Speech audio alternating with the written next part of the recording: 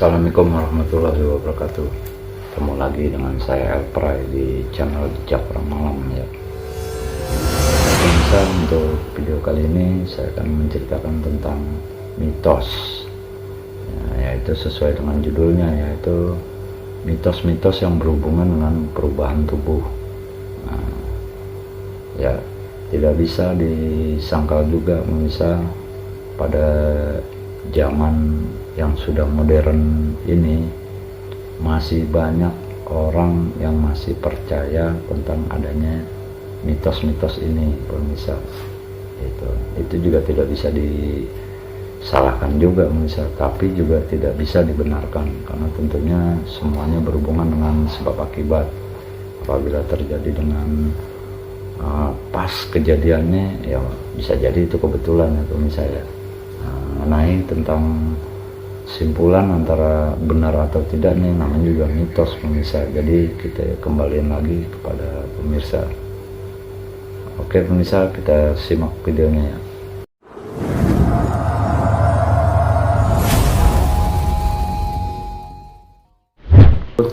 Tentang mitos-mitos yang berhubungan dengan perubahan tubuh ya. Yang pertama adalah mitos yang tiba-tiba lidah tergigit.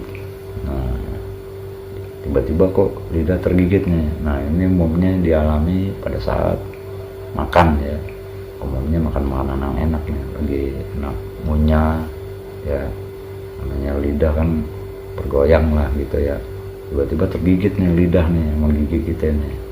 Nah, itu dihubungkan dengan mitosnya itu ada orang yang sedang membicarakan kita ya pemirsa. Gitu. Tapi ya tidak bisa dipungkirin juga kalau dari faktanya, namanya juga kita lagi mengunyah makanan yang enak tanpa kita sadarin pemirsa. Yang kedua adalah mitos bulu mata. Ini bulu mata kita tiba-tiba jatuh ya, atau bulu mata masuk ke bola mata nih.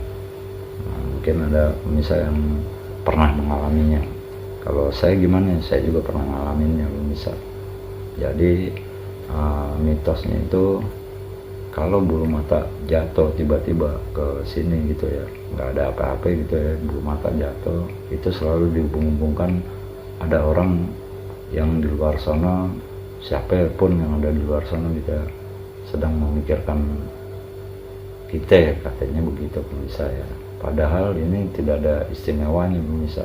Namanya bulu mata jatuh itu wajar aja pemirsa, tapi kadang-kadang dihubung-hubungkan dengan mitos ya.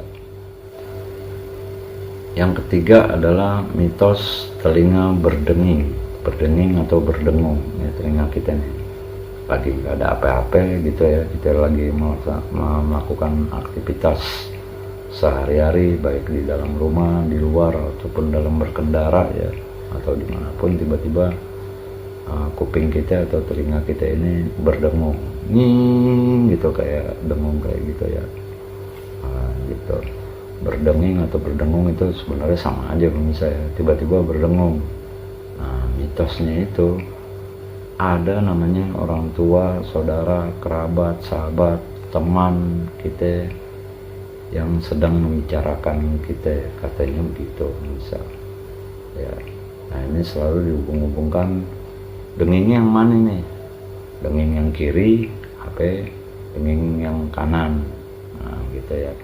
Jadi ini denging yang sebelah kiri nih, nging. Nah, itu tandanya apa? Yang kanan nging, tandanya apa? Itu selalu dihubung-hubungkan. Seperti ada orang tua, saudara, kerabat, ataupun teman yang sedang membicarakan kita. Yang keempat adalah mitos telapak tangan ini tiba-tiba terasa gatal. Wah, gatal nih. Nah, tiba-tiba telapak tangan kita ini terasa gatal ya. Nah, ini selalu dihubung-hubungkan, wah tangan gatal nih, berarti dapat duit nih, atau dapat hadiah nih, dapat rezeki nih. Ya, itu selalu dihubung-hubungkan dengan itu. Itu mitosnya ya, akan dapat hadiah, rezeki, atau uang ya. Jadi itu bersifatnya nilainya positif. Nggak ada apa-apa kok, tangan gatel nih, gatel nih, kalau makin banyak garuknya berarti rezekinya makin banyak nih, hadiahnya gede nih. Nah, padahal secara faktanya itu tangan gatal ini bisa beberapa faktor. Bisa ya mungkin tangan kita kotor atau kurang bersih, kita lagi mencuci tangan kita kurang bersih ya, sehingga mungkin ada kuman yang ada di sini, dan itu dihubung-hubungkan dengan mitos ya. Yang kelima adalah mitos bagian tubuh yang berkedut. Kedutan apa sih? Misalnya begini ya, kalau di sini nih kayak ketarik-tarik nih di sini.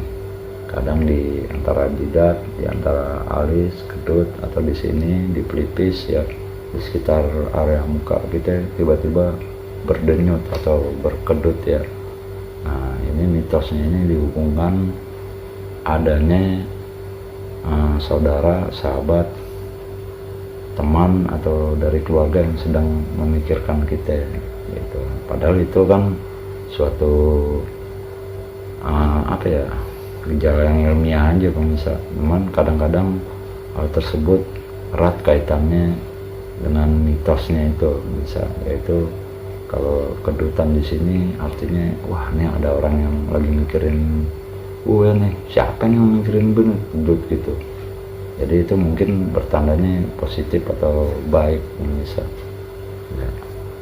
Yang keenam adalah mitos bersin tiba-tiba. Nah ini bersin nih, bersin tuh ya, kayak gitu ya, contohnya kayak gitu. Nah ini sesuai di yang ada di gambar lah, kayak gitu bersin ya gitu. Bersin satu kali. Nah ini agak aneh pemirsa. Nah namanya secara umumnya itu bersin itu pasti 2 kali, 3 kali, atau bisa 4 kali berturut-turut dengan jarak waktu sekian detik ya. Nah ini bedanya, yang dinyatakan mitos bersin satu kali itu dia hanya bersin 1 kali. Nah, bersin 1 kali itu mitosnya ada orang lain yang sedang membicarakan atau memikirkan kita. Nah, jadi membicarakan tentang kejelekan, mitosnya seperti itu kan. Jadi terkadang orang yang mempercayai mitos tentang bersin 1 kali, orang ini akan berusaha untuk bersin atau pura-pura bersin ya. Misalnya gini, bersin sekali dia, bersin sekali. Itu biasanya dia pura-pura bersin 2 kali. Jadi orang yang membicarakan itu mengalihkan pembicaraan yang lain, jadi lupa. Itu mitos tentang bersin 1 kali ya. Biasanya itu langsung ditambahin 1 kali lagi biar 2. Jadi tadinya dia ngomong, kita bersin lagi, jadi biar dia nggak ngomong. Itu mitosnya kayak gitu bisa. Dari keterangan di atas tersebut tentang mitos-mitosnya yang sudah saya jelasin di atas itu, di zaman yang sekarang ini yang sudah modern ini, banyak orang yang sudah melupakannya. Jadi itu menganggapnya, kalau dibilang awas mitosnya begitu tuh, misalnya ada temennya yang ngingetin, tapi kebanyakan orang di zaman sekarang ini sudah tidak mempercayainya lagi. Misalnya itu mau bercanda, bohongan itu. Nah, seperti yang sudah saya jelaskan di awal tadi, mitos-mitos tentang perubahan tubuh itu tidak bisa disalahkan, tapi tidak juga dibenarkan. Nah, kenapa bisa dibilang itu namanya mitos. Kalau pas dia terjadi, itu bisa disebut dengan kebetulan. Tapi kalau tidak terjadi, itu kan nggak terjadi gitu. Masalah percaya atau enggaknya tentang fakta atau mitos ini saya kembalikan kepada pemirsa. Tetapi paling tidak penjelasan yang saya jelaskan ini bisa membantu kita untuk waspada atau mewaspadai ya. Paling enggak kita tahu ya. Karena sebagian orang yang masih mempercayai mitos-mitos ini dipercaya orang tersebut sudah meningkat tentang intuisinya atau instingnya ya. Jadi dihubung-hubungkan dengan karena interaksi dari alam ke tubuh gitu, kayak semacam radar ya. Demikian penjelasan saya tentang mitos-mitos yang berhubungan dengan perubahan tubuh. Saya Elpray dari Jejak Orang Malam. Mohon pamit. Terima kasih sudah menyaksikan tayangan ini. Assalamualaikum warahmatullahi wabarakatuh.